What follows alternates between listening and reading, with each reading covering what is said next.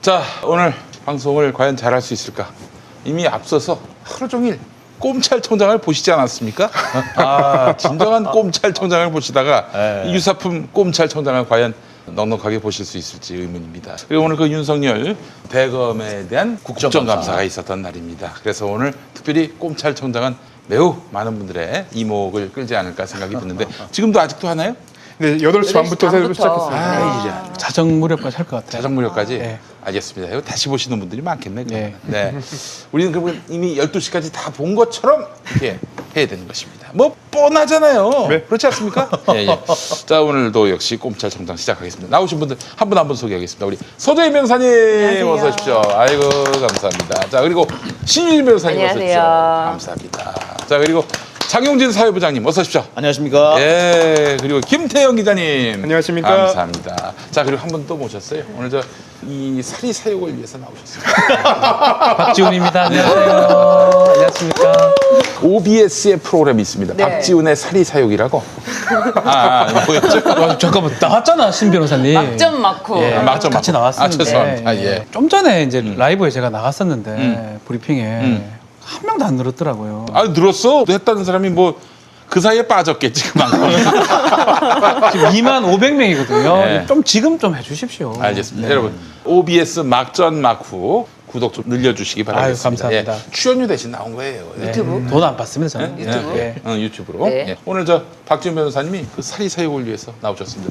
프로그램 홍보 좀 하세요. 예, OBS 막점 막후고 우리 신유진 변호사도 자주 출연합니다. 바빠서 본인이 못 나와요. 그게 좀 문제긴 한데 재밌고요. 중립방송을 지향하기 때문에 이 국민의힘에도 나옵니다. 근데 국민의힘 사람치고는 참 괜찮아요. 그쪽 사람치고는 우리 나가는 대변인 누군데? 부대변인이 나옵니다. 예, 부대변인 나오는데 재밌게 좀 봐주시면 좋겠다. 또 구독하고 이런 거 좀 부탁을 좀 드리겠습니다. 네, 알겠습니다. 자, 여러분 많이 시청해 주시고요. 박지훈 변호사가 이 열심히 하는 이유가 있습니까? 네. 뭐 스태프 중에 마음에 드시는 분이 있으신 모양이군요. 이러지 않고서는 할 수가 없어요. 아, 스텝은 아니고 이제 그거를 되게 좀 많이 원하시더라고요. 그래서 제가 좋은 방법이 있다. 김용민을 부르자. 라고 항상 얘기를 했는데 김용민. 아직까지 받아들이지 자, 않아서. 하여튼 뭐 나는 힘들게 제가 저기를 왜 옵니까? 올 이유가 뭐 있습니까? 사실. 나는 이제 뭐 지구가 멸망하고 혹은 다음 생에 태어나기 전에는 방송 나가긴 힘들어졌어. 차라리 그 정권으로 돌아가면 나올 수 있을까요? 어떻게? 아, 보수 정권으로? 예. 아, 그럴 가능성이 없잖아. 아, 없죠. 네, 그죠? 없어요. 없죠. 아마 나온 다음에는 뭐 TV 뉴스에 구속됐다 뭐 이런 식으로 나오지 않겠는가 하는. 내가 나쁜 일에 연루되면은 틀림없이 과거 필름까지 돌려가지고 나올 거예요. 안 그렇습니까? 맞습니다. 예. 제가 요새 지금 그걸 충분히 겪고 있어가지고 예. 뭐 말만 하면은 옛날 얘기 가지고 1년 전 얘기를 돌리는데 근데 케베스? 예? 케베스? 알릴래요? 한마디만 더 해봐라 씨. 유시민? 네. 알겠습니다. 자, 뭐 쓸데없는 얘기 말고 하면서 드문드문 좀 말씀해 주시고 OBS 막점 마크 얘기. 자, 광고 우선 하고 오늘 본격적인 이야기를 시작하도록 하겠습니다. 아이고 정말 이거를 우리 윤석열 총장님께 드리고 싶습니다. 알밤입니다. 공주 알밤. 네. 어때요? 너무 달아요. 이거 됩니다. 아이고 이 육즙이 육즙이? 예. 기가 너무 막힙니다. 달아. 어떡해. 작년보다 더 맛있어진 것 같아. 얼마 전에 이거 삶은 거 광고했었잖아요. 그게 맛있는 이유가 있네. 너무 달아. 예. 네. 원래 이게 자체가 좀 맛있네. 윤석열 총장 알밤 배고 싶다. 알밤. 야, 이 우와 맞다. 육즙이 마치 밤 우유 있잖아요. 밤 우유. 그거 같아. 와 맛있다. 아, 우유가 있어요, 진짜? 예. 몰랐네. 두유 같은 맛. 자, 이게 까서 나오는 겁니까? 그럼요. 이게 공주에 우리 어르신들께서 이걸 또 부업으로 하세요. 여러분 많이 사주시면은 공주 어르신들도 나름대로 용돈도 좀 챙기시고 대단히 좋습니다. 생긴 건 이런데 조금 너무 싱싱합니다. 네. 물이 막 나오고 중국 알밤하고는 비교가 안 돼요. 대한민국 최고의 밤 하면은 공주 알밤. 현재 김용민닷컴에는 공주 밤 사업단과 제휴해서 공주 특산물들을 정말 저렴한 가격에 판매하고 있습니다. 오늘 소개해드릴 공주 알밤은 그야말로 공주를 대표하는 특산품입니다. 김용민닷컴에 오시면은 공주 알밤을 가장 저렴한 가격에 원산지 속을 걱정 전혀 없이 구매하실 수 있습니다. 공주 알밤은 명실상부 대한민국 최고의 밤이면서 세계 최고의 밤입니다.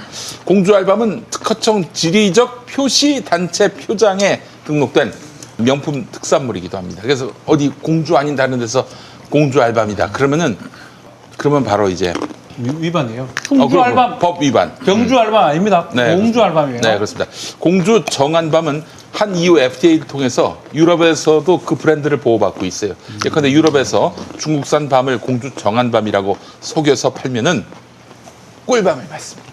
네, 아니 그 정도가 아니라 처벌을 받습니다. 그만큼 세계적으로 인정받는 우리 농산물입니다.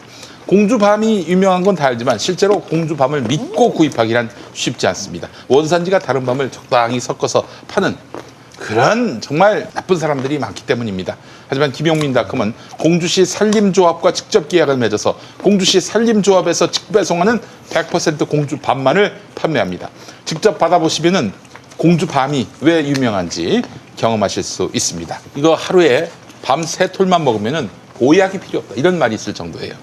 원기를 회복하도록 돕는 5대 영양소를 골고루 지녔고 심지어 칼슘과 비타민이 풍부해서 성장기 어린이들한테 특히 좋습니다. 김용민닷컴에서 2020년 공주 햇밤 가장 저렴한 가격에 믿고 사가시기 바랍니다.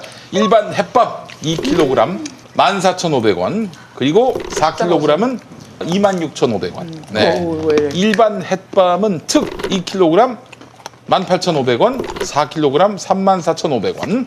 옥광밤이라고 있어요. 옥광밤. 사과도 옥광이 있지 않습니까? 네. 예. 옥광밤은 큰 걸로 2kg 26,500원, 4kg 55,500원입니다. 자, 그리고 깐밤. 이 깐밤. 그 통을 좀 보여주세요. 신유진 변호사님. 네. 두 통에는 25,500원, 네 통은 47,500원이 되겠습니다. 아이고 세상에. 이거 드시면은 이거는 가격도 아니다. 너무 싸다. 이런 느낌을 지우시기 어려울 겁니다. 이게 이제 제사 같은 거 지낼 때 그러니까 네. 네. 이제 밤을 제가 깎습니다, 제가. 네. 이게 사실 깎기도 어렵고 맞아요. 맛있잖아요. 진짜 거의 다 먹었어요, 저는. 너무 달아, 너무 달아. 너무 맛있어. 생밤이 원래 이렇게 단가요? 이렇게 맛있는 밤이 잘 없거든요. 공주 정한밤입니다. 정한휴게소 아시죠? 거기서 근처에 있는 정한밤입니다. 너무 맛있네. 생밤은 이제 씹다가 퍽퍽해지고 이제 네. 보통 목 넘기기 힘든 경우가 그럼, 많은데 이거는 육즙이 가득해서 그냥 술술 넘어가네요. 아유, 너무 육즙이 맛있어요. 대단해요, 진짜. 너무 맛있어. 과즙이랑 안 갑니까, 근데? 과즙이랑. 과즙. 과육즙. 과육즙, 예. 과육즙이구나. 육즙이라고도 하는 것 같아요. 항상 고기 좋아하시니까 자꾸 고기 얘기하시는 것 같아서 제가 걱정스러워서. 그래. 콜레스테롤에. 이게 진짜 이게 고기는 보면 그렇죠. 퍽퍽하지가 않아요. 네, 맞아요. 그리고 이 김용민닷컴에서 판매하는 그런 제품들 특히 농수산물이나 이렇게 음식물 쪽이 좀 다 괜찮은 것 같아요. 저 그 지난번에 그거 샀잖아요. 그 뭐니 그 지난번에 우리 뭐 먹었냐? 머릿속에서 맴맴 도는데 우리 먹는 거. 예, 먹는 거 청국장 청국장. 예. 청국장. 그거 샀잖아요. 어, 맛있더라고요. 한 끼를 못 넘겼어. 그냥 다 근데 먹어가지고. 이 김용민닷컴 이 쇼핑몰이 어떤 걸로 특화를 하냐면은 사실 다른 쇼핑몰, 큰 대기업 기반의 쇼핑몰은 다 팔아야 됩니다. 가질 수가 생명이에요. 그러나 김용민닷컴 같이 이런 소규모 쇼핑몰은 좋은 제품, 저렴한 가격 이걸로 특화를 합니다. 그러니까 선택 장애가 있으신 분들은 김용민닷컴에서 아무거나 구입해도 돼요. 네, 그렇습니다. 딴 걸로 먹는 거 하나는 최고 같아요. 진짜. 김용민이가 먹는 건데. 저희 집에 항상 들어있죠, 냉장고에. 자, 여러분 공주 알밤 새로 나왔습니다. 2020년 햇밤 여러분들께 강력하게 추천합니다. 윤석열 검찰총장. 저는 이렇게 단언합니다. 대권 출마 선언했다. 예, 그렇죠. 대권 출마를 선언할 필요가 없다. 그러면은 오늘 이렇게 나올 이유가 전혀 없어요. 정치인 답변한 것 같아요. 그렇지. 정치인도 그냥 정치인이라기보다 상당히 노련했어요. 상당히 노련하면서 불리한 답변은 오히려 역정을 내거나 짜증을 내면서 넘어가고 시간을 끌어야 될 필요가 있을 때는 했던 말 또 하고 어버버 하는 척 하면서 시간을 좀 질질 끌기도 하고 그러면서도 자기가 할 말 다 한다는 식으로 그리고 이제 기사거리를 미리 초반에 딱 던져줘 버렸잖아요. 그러면서 야 거친 발언과 역정을 내는 것과 적당히 시간 끌기 그러고 난 다음에 약간 유래해졌다 싶으니까 입 싹 닫는 거 이거는 정말 웬만큼 노련하지 않은 정치인은 흉내조차 내기 어려운 참 정치인스러운 행동이었어요. 어디 가서 그 연습과 지도를 받은 것 같다는 느낌마저 들었어요. 메시지 관련해서. 예. 오늘도 사실은 그래서 국정감사에서 뭐 1월 8 뭔가를 우리가 알아내지 못한 것 같다는 좀 아쉬움이 있습니다. 아 근데 정상적으로 답을 했을 때는 또 다른 질문이 있을 수가 있는데 엉뚱한 답을 계속 해버립니다. 시간을 끌어요. 법률적인 답변보다는 우기기, 말 끊기 답변을 해버리니까 의원들이 더 질문을 못하는 느낌이 들었어요. 단적인 예로 지금 또 얘기를 하겠지만 부하. 네. 부하 맞아요. 부하 맞아요. 부하 맞다고. 뭐 부하 이러면 이거 더 이상 뭘 물어봅니까? 부하 검찰총장은 맞다고. 법무부 장관의 부하가 아닙니다. 나는 부하가 아니에요. 민간인이니까. 당신은 부하입니다. 아니 더 얘기를 어떻게 합니까 더 이상? 나는 그 얘기를 듣는 순간 너무 놀랐어요. 헌정사상 1948년 대한민국 헌법이 제정된 이후에 이런 해석을 하는 사람인데 처음 봤거든요. 나는 우리 변호사님들 있지만 네. 헌법상도 당연히 부하고 검찰청법상에도 다 부하예요. 한번 말씀해 드릴까요? 네. 검찰청 8조입니다. 8조. 당신들 외우게 됐습니다. 법무부 장관은 검사의 사무 지휘 감독을 하고 일반적으로 검찰총장에 대해서는 사건에 대해서는 지휘 감독을 한다라고 규정이 되어 있습니다. 네. 그게 부하입니다. 그러니까 일반적으로 검사를 지휘 감독하고 국제적 사건에 대해서는 검찰총장만을 지휘 감독한다. 검찰총장만을 지휘 감독한다. 그러니까 딴 사람은 일단 제껴두더라도 검찰총장이 법무부 장관의 부하인 건 명백한 거거든요. 당연한 겁니다. 사실. 근데 그걸 어떻게 아니 법리적으로 검찰총장은 법무부 장관의 부하가 아닙니다. 어떻게 그렇게 뻔뻔스럽게 얘기할 수 있지?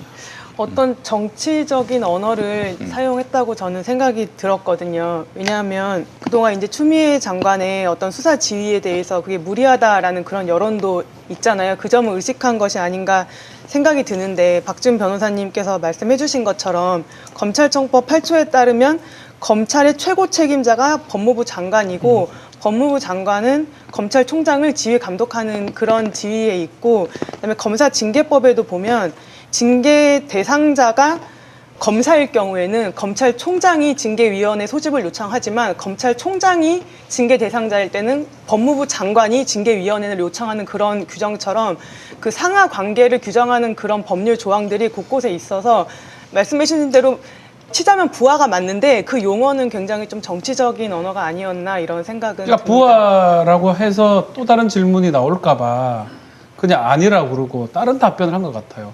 법적으로 봤을 때는 헌법 쪽도 마찬가지예요. 네. 우리 헌법 공부를 새롭게 하는 느낌이 드는데 민주적 정당성이라고 해요. 민주적 정당성의 네. 사슬이라고 표현하죠. 네. 대통령이 가장 높죠. 바로 받기 때문에 유권자한테. 그 밑에가 예컨대 법무부 장관이면 위임, 재위임 되는 검찰총장을 보면 됩니다. 누가 뽑아줬으면 뽑아준 게 아무도 없어요. 근데 그런 어떤 기본적인 틀을 무시하고 네. 부하 아니라고 이러고 거기서 말싸움이 돼가지고 그 질문만 계속 반복이 됩니다. 또 의원들이 계속 그 질문을 또 해요. 아마 그걸 노렸든지 뭐 모르지만 말씀하신 것처럼 정치적으로 그냥 답변을 했던 것처럼 저는 생각이 듭니다. 네. 그러니까 민주적 정당성 얘기를 하셨는데 국민들로부터 투표를 통해서 선출이 됐으면 그 사람은 아무리 그 사람이 가지고 있는 지위가 낮다고 하더라도 누구의 부하는 아니에요. 그렇죠. 예를 들어서 지방자치단체장은 기초자치단체장이라고 하더라도 대통령의 부하가 아닙니다. 아니죠. 그 사람은 국민의 대표예요, 그냥. 그렇죠. 기초의원 이런 분도 마찬가지예요. 그분이 지위가 낮다고 볼 수는 있겠지만 그렇다고 이 사람이 대통령의 부하냐 혹은 국회의원의 부하냐 아니에요. 유권자가 적으니까. 그렇죠. 그렇게 봐야 그 정도밖에 그 정도의 차이가 밖에 없는 건데 그에 비해서 임명직은 민주적 정당성이 없기 때문에 민주적 정당성을 가진 사람의 부하가 되는 거예요. 그렇죠. 자연스럽게. 그리고 그 헌법에 보면 그런 내용이 있습니다. 대통령은 행정각부를 통할하는데 각부의 장관을 통해서 통할하게 돼 있어요. 그러면 네. 검찰총장은 행정각부의 장이냐? 아닙니다. 아니죠. 네. 검찰청은 부가 아니잖아. 외청. 부가 돼야 돼. 부. 법무부 소속의 외청인 외청이죠. 거죠. 네. 청이에요. 아무리 지가 날고 기도 청이야. 청은 부의 소속 하급기관이거든요. 따라서 총장지가 아무리 뭐 장관급이 뭐니 해도 장관의 부하예요.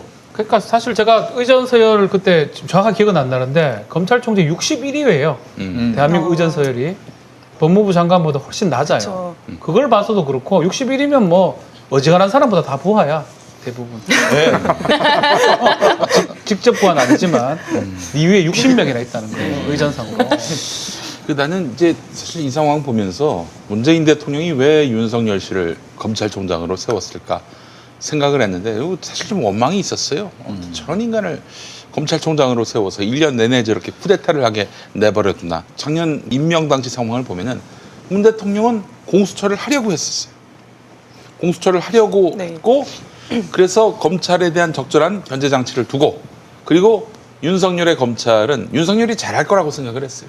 검찰을 잘 이끌어서 정말 수준 높은 그리고 고품격의 그리고 인권 감수성이라든지 법적 감수성 이런 것들이 잘 법적 정당성이 잘 이렇게 내재되어 있는 그런 검찰 조직을 만들어 가지고 이런 쌍끌이로 선순환을 하기를 바라는 마음이 있었던 것 같은데 아니 그런 대통령의 여망을 받아 안은 윤석열 씨가 지금 하는 짓이 반란하고 있는 거 아닙니까? 그렇습니다. 예. 근데 그러면서 이제 사태에 대한 얘기가 나오니까 임명권자로부터 총선 이후에 믿을 만한 메신저로부터 얘기를 들었는데 임기를 지켜라, 소임을 다하라라는 메시지를 들었다. 그 메신저가 누군데? 그러니까요. 그러면서 또 저 윤석열 독대는 또 안 했다며.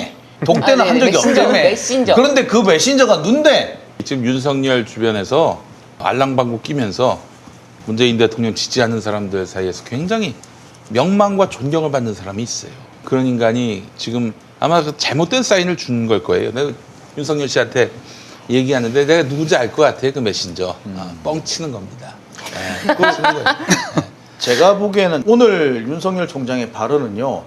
보기에 따라서 이거는 소위 말해서 국기문란에 해당되는 부분이 있어요. 국기문란이지. 예, 그렇죠. 예. 예. 국기문란이고요. 명백한 반헌법적인 행동이에요.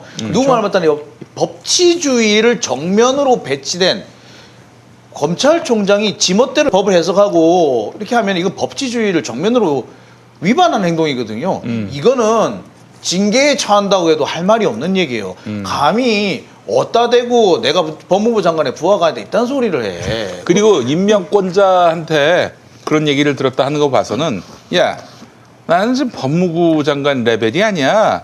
대통령하고 말하자면은 이렇게 겸상하는 레벨이야. 이런 얘기를 하고 있다고. 곧 네. 자신은 대통령감이다. 이걸 지금 웅변하고 있는 거예요. 그렇습니다. 그리고 윤석열 총장이 오늘 했던 말 중에 저는 굉장히 머리에 꽂혔던 게 박범계 의원이 삼성 바이오로직스 건과 관련해 가지고 왜 중앙일보 사주 만났냐라고 물어봤는데 전에는 그런 거 지적하지 않지 않았냐고 왜 갑자기 이렇게 지적을 하냐. 선택적 정의, 뭐 선택적 의심 의무, 아니냐. 선택적으로 왜 이런 식으로 해야 되냐. 선택적 의심이라고 그랬죠. 선택적 의심. 말이 안 되는 거잖아요. 사실 이 부분은 야당도 그런 얘기를 하더라고요. 이전에 뭐 김종민 의원이라던가 박범계 의원, 박주민 의원이 지난해 이제 청문회 때 했던 얘기들을 꺼내오면서 그때는 안 그랬는데 왜 지금은 그러냐. 그때랑 지금이랑 바뀐 건 여권에 혹은 청와대를 향한 수사밖에 없지 않았냐. 이런 주장을 하는데 지금 그 간에 이제 사정을 보면 여권을 향한 수사만 있었던 게 아니라 검언 유착과 관련해서도 이제 그 윤석열 총장의 최측근 문제도 있었고요. 그리고 윤석열 총장의 처가 문제도 해결되지 않았고, 그리고 이번에 라임 사건과 관련해서도 접대를 받았던 검사들이 나왔는데 그 부분은 다 제쳐두고 여권을 향한 수사를 했기 때문에 윤석열 총장한테 여권 인사들이 등을 돌린 거다 이렇게 주장을 하는 건 좀 말이 안 되고 윤석열 총장도 그러면 안 되는 건데 지금도 이어지고 있습니다.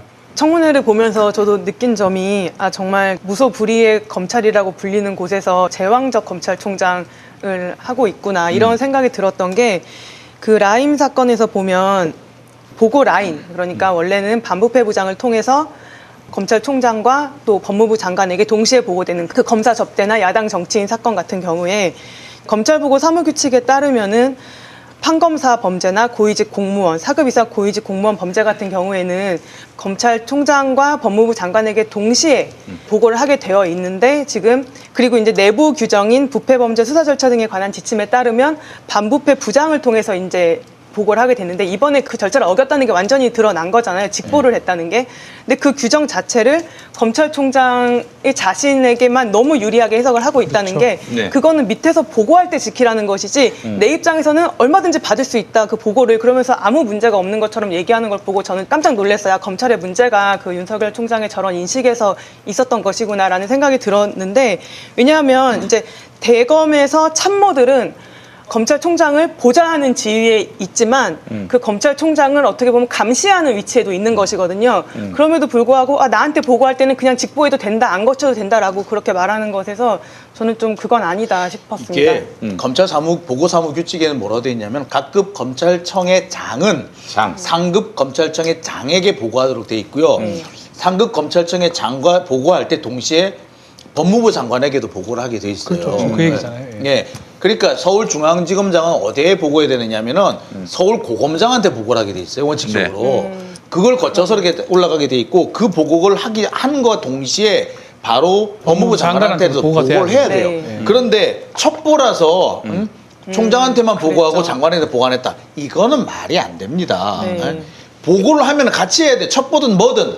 보고를 위에다 했으면 다 같이 하는 거예요. 근데 아이 별거 아니라서 수사를 시작 안 해서 아니 압수수색 들어가고 다니면서 뭐 수사를 안 했다 그래요. 이 사람은 그러니까 말하는 게 장난질이니까 말 가지고 이렇게 살짝 거짓말을 살짝 섞어가면서 이렇게 용어를 혼동을 주는 네. 거예요. 갑자기 보고라는 말을 첩보란 말로 이렇게 네. 치환을 하면서 이거는 첩보라서 보고 안 해도 돼요. 이런 식으로 그러니까 그 범죄가 이제 수사의 단서라고 하는데 어떤 첩보도 굉장히 중요한 수사의 단서가 되는 것이거든요. 그렇죠. 근데 지금 그 국감장에서 그 부패범죄 수사 절차 등에 관한 지침을 공개하라고 오전에 요청하는 것을 봤는데 오후에 그게 공개가 됐는지는 모르겠는데 그 지침 안에 첩보의 경우에는 그 수사 사무 규칙, 보고 사무 규칙에 따라서 보고가 안 돼도 되는 것처럼 그렇게 말씀을 하시더라고요. 근데 이게 왜곡하는 정도가 네. 그 정도 수준은 그래도 그나마 자신의 영역이니까 괜찮은데 임명권자의 의견, 의사를 자신이 이렇게 전달을 하는 거예요. 예를 들면 국민의힘 의원이 뭐 살아있는 권력 제대로 수사하라는 말 아직도 기억하지 않느냐라고 물어봤는데 그러면은 뭐 기억한다라든지 이렇게 말하면 되는데 지금도 같은 생각이라고 생각하고 무엇보다 다만 대통령께서는 당부대로 살아있는 권력을 수사한 검사들이 줄줄이 좌천된 것에 대해서 우려를 내비쳤다. 난 이 말을 듣고 굉장히 이 사람이 이런 발언은 대통령의 의사를 자신이 정확하게 지멋대로. 알고 있고 그것에 대해서 내가 대통령의 의사를 내가 전달하는 입장, 자기가 메신저잖아요, 지금은. 그러면은 대통령은 검찰 인사가 잘못되었다는 것에 대해서 우려를 하고 있고 그리고 추미애 장관이 1월 달부터 시행된 검찰 인사가 줄줄이 잘못됐고 이거는 예전보다 더 심하다. 예전에 권력을 수사했던 검찰 자천 이런 정도랑 비교가 안 되게 심하다라는 표현을 대통령의 의사를라는 어떤 표현을 통해서 했다라는 정도면은 이거는 그냥 자신의 생각이라든지 보고라 해야 이 정도가 아니라 굉장한 왜곡 아닌가요? 그렇죠, 이거는 지금 왜곡이죠. 문제가 이건 심하다. 아니 그것도 뭐 왜곡을 떠나서 굉장히 무례한 행동이고 그렇죠. 이거는 있을 수 없는 일이고 그리고 누가 그렇게 얘기했는지는 모르겠지만은 전혀 엉뚱한 전언이다. 제가 지금 그렇죠. 확인할 수 없는. 네. 그 윤석열 총장의 발언 태도를 보면은요. 진짜로 뭐가 있어서 있다라고 얘기한 게 아니라 그냥 자기가 그냥 유리하면 마구 찔러놓고 보는 것 같아요. 네. 지금 보면. 당장 아니 뭐 부하가 아니다. 그거 법리적으로 그렇다. 어디 그런 법리적으로 그랬대요. 도대체. 그리고 윤석열 총장 자기 부인에 관련된 얘기예요. 자기 최측과 관련된 사건이에요. 그 사건이 되면은 검찰총장 손 떼는 게 맞아요. 빠져야 되겠죠. 그렇지. 원래 같은. 그런데 지휘권을 발동했다는 게 부당하다는 게 다수의견이다. 지가 세봤어 다수의견인 게. 아 진짜 확 승질나는데 그 다음에요. 예. 첩보는 안 해도 된다고 그러는데 제가 이 부분에 대해서 사실 몇 년 전에 이 문제 가지고 시끄러웠던 적이 있어요. 그래가지고 검찰 사무국 규칙을 한번 받아본 적이 있어요. 거기에 지금 이제 그걸 제가 어디다 뒀는지 찾다가 못 찾았는데 거기에 보면 뭐라고 돼 있냐면은 고소 고발 주요 사건에 네. 대해서 고소 고발이 들어오거나 신고나 진정이 들어오거나 기타 첩보가 들어올 경우에는 보고하게 돼 있어요. 그런가요? 그 네. 첩보가 들어가 있는 거네요. 그러니까 들어가 있는 게 첩보를 보고하지 말라는 얘기는 없어요. 그게 아니 그리고 진정서 첩보는 뭘로 들어오는데 그냥 댕기면서 찌라시 받아보면은 그걸로 그거 하나?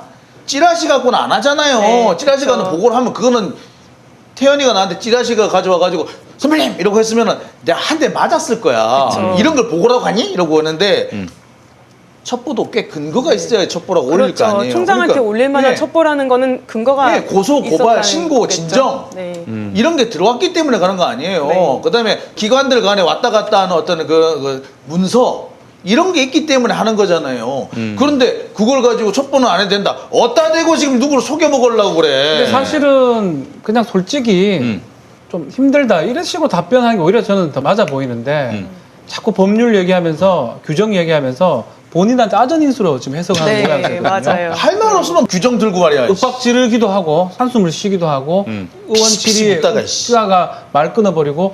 근데 저는 오히려 그 모습을 보니까 국민들이나 그걸 지지하는 사람들 분명히 있을 겁니다. 네. 정치적 어떤 행동이기 때문에. 그렇지만 일반적인 국민이 봤을 때는 그렇기 때문에 검찰한테 많은 힘을 주면 안 되겠구나라는 거를 더 느끼는 자리가 아니었나 생각이 좀 듭니다. 맞습니다. 어떻게 저래 답변할 수가 있을까요? 대단합니다. 하여튼. 오늘 그 국정감사 시작과 동시에 윤석열 총장이 박순철 남부지검장 사의 표명한 글을 올리면서 그런 얘기를 해요. 정치가 검찰을 덮어버렸다. 그러니까 이 말은 시작과 동시에 우리는 검찰은 공정한 수사를 하고 있으니 정치권에선 우리를 건들지 말라. 약간 이런 어떤 수사로 보였거든요. 그 약간 인용을 해서. 네. 근데 이 이후에도 계속 정치권에서 어떤 개입을 하거나 아니면 정치권, 특히 여당에서 어떤 발언을 했기 때문에 수사에 영향을 준다. 뭐 그런 취지의 발언들이 나오면서 굉장히 좀 보기 불편하더라고요. 솔직히 우리 다 알잖아요. 검찰 개혁되는 거 싫고 그래서 조국 장관 수사했고 네. 정경심이 나빠 보입니까? 김건희가 나빠 보입니까? 솔직히 말해서. 네. 아니, 그 얘기 할 수 있죠. 아니, 왜냐하면 보면은 법령 적용은 비슷해요. 사문서 위조하고 주가 김건희는 조작. 자본시장법상에 시세 조정 그렇죠. 행위를 했는 것처럼 보여요 지금. 조사를 해야 되겠지만. 네. 그럼 표창장 위조를 한 거 동양대학교, 아주 유명한 동양대학교 이제 알게 됐지만 그 두 가지를 봤을 때 어떤 거를 수사해야 되고 어떤 거를 수사하지 말아야 됩니까? 그렇게 솔직히 얘기하는 게 오히려 맞아요. 근데 그 보수 언론들하고 다 합쳐가지고 계속적으로 이런 얘기 하는 것도 목이 아픕니다 사실은.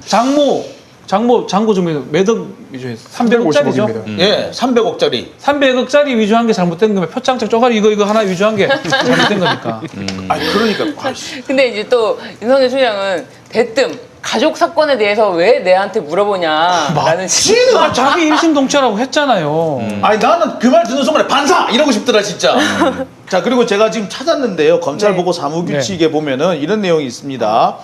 보고를 하려면 어떤 내용을 보고해야 되느냐 하면 이렇게 쭉 내 있는데 보고의 종류와 절차에 보면은 발생 보고, 수리 보고, 처분 보고, 재판 결과 보고 네. 이렇게 상세한 내용이 있고요. 그다음에 어떤 내용을 해야 되냐면은 총 11가지의 보고 대상이 있는데 그중에 범죄 수사, 공소유지 또는 검찰 정책 수립 운영에 참고가 될 만한 사건에 대해서는 검찰 사무 보고를 합니다.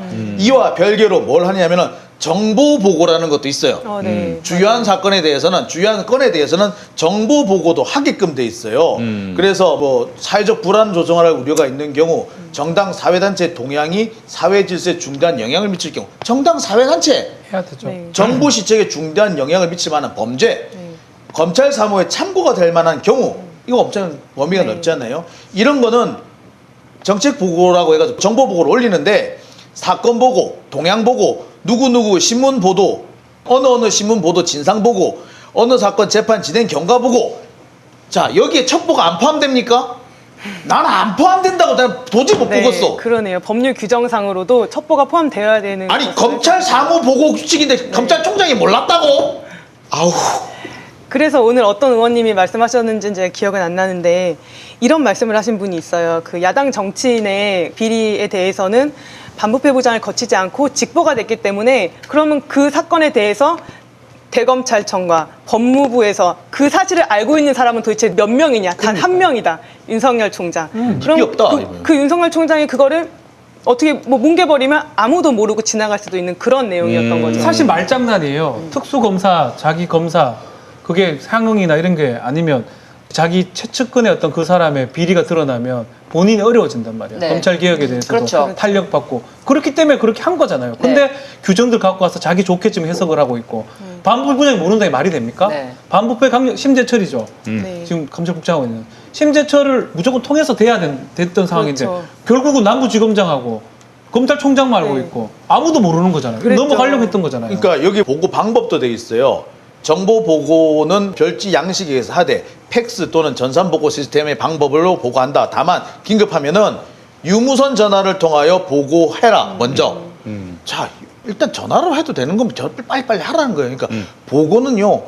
그리고 모든 관료 조직 군대도 마찬가지지만 관료 조직의 기본은 보고와 신고예요. 네, 그렇죠. 하급자가 상급자한테 보고하지 말아야 될 사항은 없어요. 그렇죠. 예. 그런데 검찰총장한테만 보고하고 법무부 장관한테 보고하지 않았다. 이거를 합리화시켜줄 수 있는 거는 아무것도 없어요. 당연한 거 아닙니까? 근데 그거에 대해서 이렇게 답변하고 이거에 대해서 우리가 논의한다는 게 너무나 너무 당연한 거 아니야? 그러니까 당연한 걸 아니, 그냥 검찰 개혁 되는 게 싫어서 내 말 하려고 그랬습니다라고 해요. 그냥 그게 정답 아닙니까? 솔직히. 맞아요. 맞아. 아유 검찰 되는 게 개혁이 우리가 가진 권한이 100개인데 하나도 뺏기면 안 됩니다. 그래서요 저만 알고 있으라 그랬어요. 죄송해요 이렇게 하는 게 오히려 정답이에요. 왜 거짓말하고 그래요? 아니 또 지금 보도를 보니까 말이죠. 추미애 장관이 이 건과 관련해서 네. 감찰부 네. 합동 감찰을 하라고 지시했습니다. 이문정이 나서는 겁니까? 대검 대검 감찰부에 감찰. 임정 검사가 네. 있어요. 네. 법무부랑 대검의 합동 감찰하라고 지시했습니다. 아 대검의 감찰부와 또 법무부 법무부의 감찰. 감찰부가 나서서 네. 이게 저 보고가 어떻게 됐는지. 네. 그건 우리가 예상했던 거죠. 임은정을 이제 대검에 배치를 했는데 원래 본인 급수보다 낮게 들어갔어요. 자기 동기들 기수에 비해서 부장 검사인데 밑으로 들어갔고 아마 대검에서 한동수 부장 맞죠? 네. 혼자서는 할 수 반부패 없으니까 부장. 감찰부장이죠.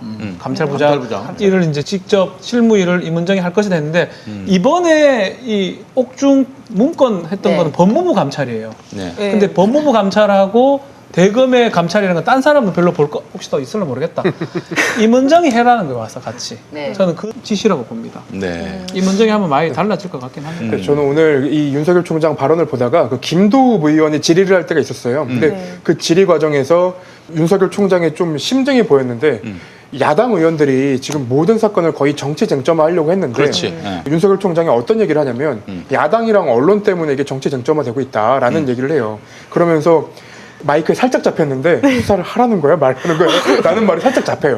그러니까 정치 쟁점화하지 말라는 얘기를 하는 건데 오늘도 야당, 그러니까 국민의힘당 의원들은 계속 뭐 여권에 대한 수사 뭐 이런 것들을 가지고 모든 사건을 정치 쟁점화하려고 있어서 이 부분은 좀 이제 자제해야 되지 않나 그런 생각이 계속 들더라고요. 그러니까 국민의힘 쪽은 추미애 얘기를 계속 해요. 네. 그렇죠. 네. 추미애 장관의 수사 지휘권으로 네. 나 갈라 그런 것 같고 이제 여권의 의원들은 그래서 결국 공수처냐 아니냐 이렇게 저는 그렇게 보이거든요. 네. 궁극적으로는 야권은 한계가 있을 것 같아요. 추미애가 잘못한 건 저는 없다고 봅니다. 그런데 이제 추미애 장관이 수사 지휘를 한 거를 두고 네. 이 윤석열 총장이 중형 선고가 예상되는 사람의 얘기를 갖고 총장의 지휘권을 박탈하는 것이 그렇죠. 그 얘기를 검찰을 공격하는 건 비상식적이다 이렇게 이제 얘기를 했는데 사실은 이 김봉희 전 회장이 옥중 서신 때문에 수사지휘를 박탈한 게 아니고 그 밑에 나와 있는 내용들 그리고 검사에 대한 비위가 있는지에 대해서는 밝혀라. 이건 할 수 있는 얘기고요. 의혹이니까 밝혀라. 그리고 그 밑에 있는 내용들은 아주 얘기가 오래됐잖아요. 그런데 그렇죠. 오래됐음에도 불구하고 수사가 미진했고 더 이상 미룰 수 없다 싶어서 수사지휘를 내린 건데 맞습니다. 이게 무슨 김봉현 씨의 얘기로 이게 다 지금 이 줄줄이 엮인 건 아니지 5개 중에 않나요? 하나만 김봉현이에요. 그렇죠. 나머지 네 4개는 개는 장모, 소이치, 김건희 씨, 그러고 중앙지검 때 네. 후원 받은 거, 네. 그러고 윤모진, 네. 공진, 수원지검장 당시에 있었던 일. 형. 그 관련해서인데 이게 그랬던 왜 건희라는 얘기도 있고요. 예. 네? 죄송합니다. 네. 이걸 가지고 그러니까 되게 뭐랄까 이렇게 공격이라든지 질문이 들어왔을 때 굉장히 마치 그러면은 정말 김봉현 때문에 아니면 그 옥중 서신 때문에 모든 게 수사지휘가 이렇게 발동된 거야? 마치 이렇게 쏠리게끔 이렇게 하는 거를 보면서 뭐랄까 자신의 그러니까 여태까지 말씀이 나온 것처럼 어떤 질문에든 자신에게 유리한 쪽으로 한번 딱 시선이 집중될 수 있도록 대답을 하면서 다른 것들 다 회피하고 있다.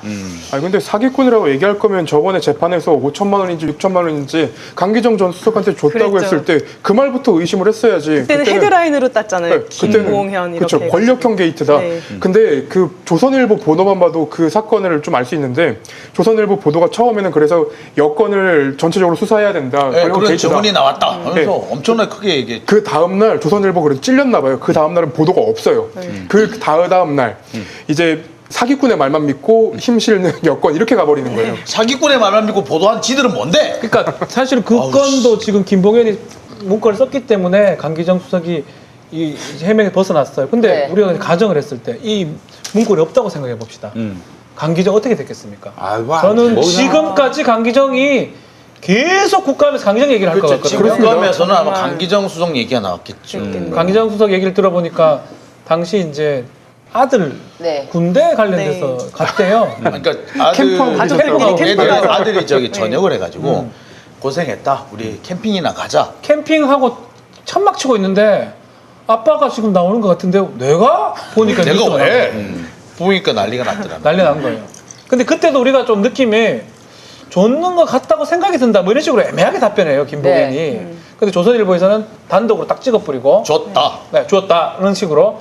그 부분을 보면서 뭔가 있을 것 같긴 한데 지금 완벽하게 해명된 건 사실은 다시 서신이 나왔기 때문에 해명된 그렇죠. 거고 그게 없었다고 가정했을 때 이번 국감은 강기정 국감이었을 겁니다. 그렇습니다. 장담하건데. 강기정은 어떻게 과연 네. 돈을 어떻게 받아서 언제 받았어? 어떻게 증거를 안 남기고? 어머 윤석열이 네. 뭐 저는 모르지만 뭐 좋겠죠 이렇게 답변했을걸요. 뭐 줬으니까 그런 말 나왔겠죠. 뭐 이렇겠죠. 김보gen 씨가 뭐 믿을만하죠. 뭐 거짓말 하려고 뭐가 있나요? 그 사람이 아니 논리는 이래요. 답변 아니 저 성일종 그러니까 국민의힘 성일종 의원도 뭐라고 그랬냐면은 아니 이 양반은 누구한테 돈 줬다 그러면 뇌물 공여를 인정하는 것이기 때문에 자기가 손해를 보는 것이다. 따라서 내가 뭐 강기정한테 돈 줬다 이렇게 얘기했다는 거는 신뢰성이 있다. 신뢰성이 담보된다. 이랬어 처음에 저 김보gen이 자기 편이었을 때는. 그렇지. 예. 근데 이 부분에 대해서 좀 살펴봐야 되는 게 이 김봉현 씨가 두 번째 입장문을 보냈잖아요. 여기 보면은 언론에 대해서 상당히 많이 그 지적을 하는 내용이 네. 나와요. 그 중에 하나가 모 일간지의 핸드폰 문자 관련 기사에 관하여 이렇게 딱 돼 있어요. 그래가지고 뭐라고 돼 있느냐면은 문자를 주고받은 지인은 어떤 놈인데 마약이 어쩌고 하면서 그의 큰아버지는 한나라당 중진이었던 이모 의원이고 그의 아버지 또한 최근 야당 전 대표 최측근 정치인으로서 그가 중국에서 마약 관련 사건으로 중형을 선고받았을 당시 큰아버지가 중국 당국에 대한 로비로 풀려난 적이 있는 자인 이런 얘기가 있어요. 이렇게 하면서 여기 밑에다 뭐라 돼 있냐면은 모 일간지 관련 방송에서 이게 그러니까 종편일 말하는 것 같아요. 마카오 전용기 탈주국도 얘가 한 거고 계속해서 뭐 이렇게 쭉 나오고 있는데 만약에 그 민정실 그러니까 그 강기정 수석과 관련해 가지고 문자 메시지를 했다면 내가 사투리 섞어가면서 주고받은 내용이 있겠느냐? 진지한 내용이면은 사투리를 써가며 문자 주고받지 않았을 것임라고 돼 있습니다. 이쯤 됐으면 솔직히 깨갱해야 돼요. 근데 그 어느 일간지인지 모르겠으나 방송국을 가지고 있다는 어느 일간지 뭐 세 개 중에 하나겠죠. 그 방송국에서 계속 그런 헛소리를 하고 있다라고 불만을 이렇게 표시를 하고 있어요. 이게 반성해야 돼요. 이거. 방송국을 갖고 있는 방 씨 소유의 방송? 아니 근데 이미 장윤진 기자님은 거기 방점이 찍혔잖아요. 아이고, 방송이나 합시다. 뭐 다들 지금 다들 방방 뛰고 있어요. 네, 그래. 길